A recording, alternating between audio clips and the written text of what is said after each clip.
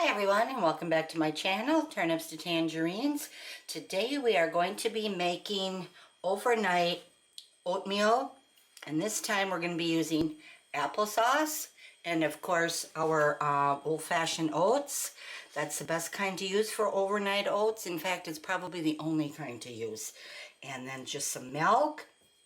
I have a cup of milk, a half a cup of oats, a half a cup of applesauce, and I'm just using a store-bought brand of applesauce. You can certainly use your own, or you could even add, chunks of apples to it also. I don't have an apple, but otherwise I probably would.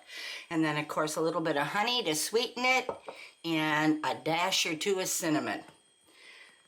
So, let's get started.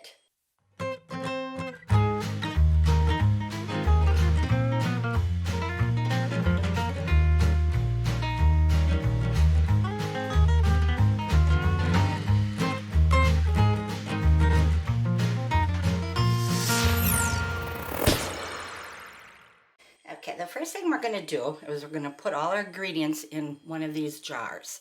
This is just your basic canning jar, a ball wide mouth canning jar, and these are the kind I prefer to use, the bigger ones, the bigger top, the wide mouth I should say.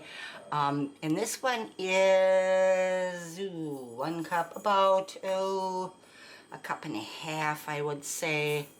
It's a 10 ounce, I do believe 10 ounce jar here, wide mouth, and it says you can freeze this also, which is good because you can freeze overnight oats.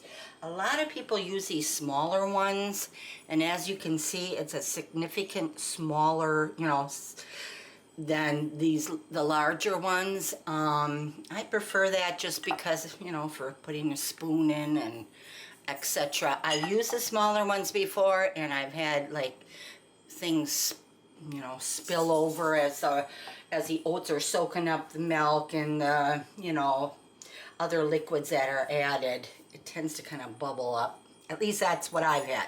So I prefer just to use the larger one and be safe. And if I want to add a few extra ingredients, a few extra apples or berries or a couple extra oats, I can, and I don't have to worry about it. So, okay, let's get started. First thing we're going to do is we're going to take our half a cup of oats. Well, and we're going to put that in our jar, minus the few that I missed. And then we're going to add our half a cup of milk, and the recipe is pretty basically the same over and over and over here. Like I said, you could even double it when you have it in here. And then I'm going to add a half a cup of applesauce here. Like I said, this is just your store-bought everyday applesauce. You can use whatever you want.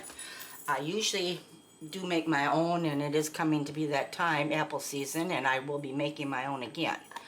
And then you can add your half a cup of applesauce, and at this time you would probably add a few apples if you wanted, or whatever. I like to when I add apples to my overnight oats, I like to shred the apple. It just, I don't know, then you don't have all these big hunks in there all the time. So, and then we're going to add a couple, about 2 teaspoons or so of honey. Now once again, it's my honey from Andy, and I love it. And we're just going to add this if it ever comes off the spoon here. There's 1 roughly, and 2 roughly. I keep it in my refrigerator, and it's a little hard yet here. That's okay. We'll just scoop it off like that. There. You could also add, I suppose a little bit of caramel to this if you wanted to. I mean, there's really no rhyme or reason. You can add what you want. And then, you can make like a caramel apple overnight oats. I'm going to add a couple shakes of cinnamon. You could use like an apple. Whoa, come on, cinnamon. It's probably been sitting in my drawers all summer long because I don't use cinnamon much in the summer. And I'm going to add a few shakes of that. Ooh, I like cinnamon, so you could also use an apple pie seasoning, a pumpkin pie seasoning, nutmeg, whatever. And there you go. That's what it looks like inside.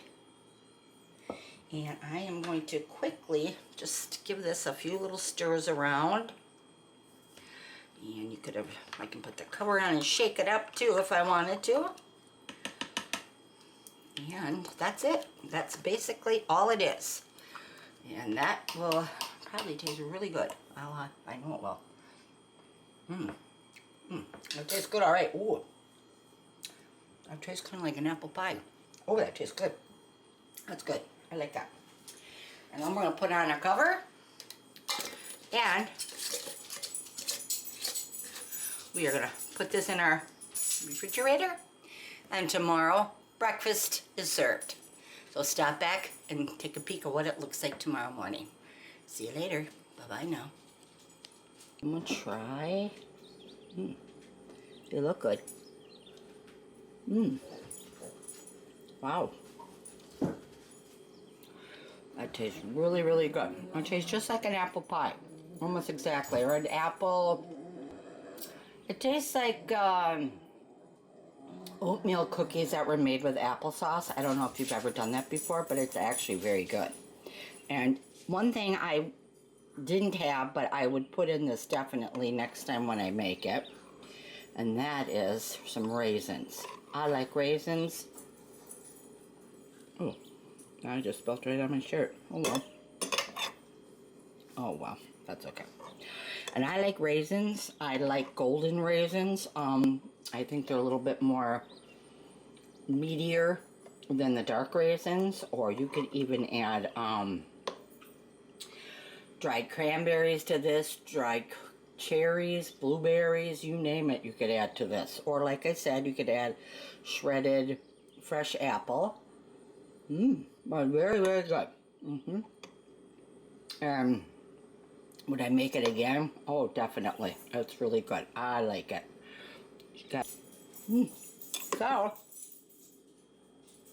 I would definitely give this recipe a try. And like I said, you know, find a combination of flavors that you like together and make it. And see how you like it. You might enjoy it. This would taste really good warm, too. Really good warm. You could just pop this in your microwave and heat it up for a little bit.